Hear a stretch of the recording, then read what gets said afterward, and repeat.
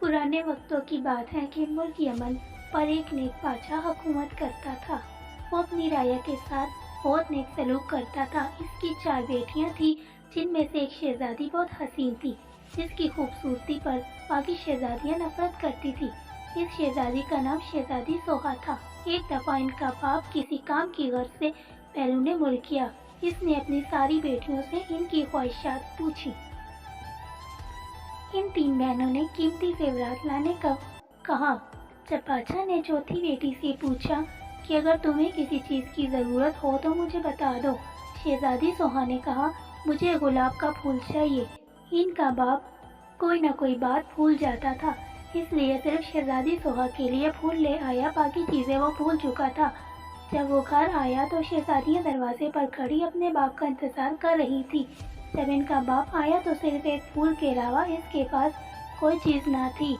शहजादियों ने अपने बाप को बुरा भला कहकर बाप की नाफरमानी की। शहजादी सोहा कमरे में जाकर रोने लगी। इसका बाप कमरे में आया, इसका फूल इसे दे दिया। बादशाह ने कहा, दुनिया में सबसे ज़्यादा कीमती चीज़ वालिदैन की खिदमत है।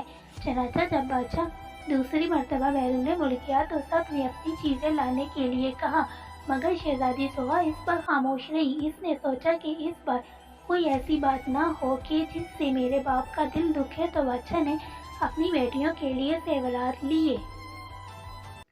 रास्ते में एक जंगल था। बादशाह इस जंगल में से गुजर रहा था तो इसने दरख्त पर बैठे एक चमगादड़ को देखा।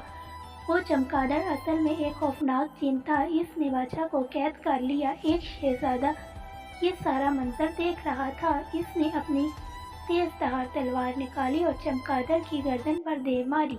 चमगादड़ इसी वक्त मर गया। शहजादा बादशाह को महल ले गया और इनकी बेटियों को सारा किस्सा सुना दिया।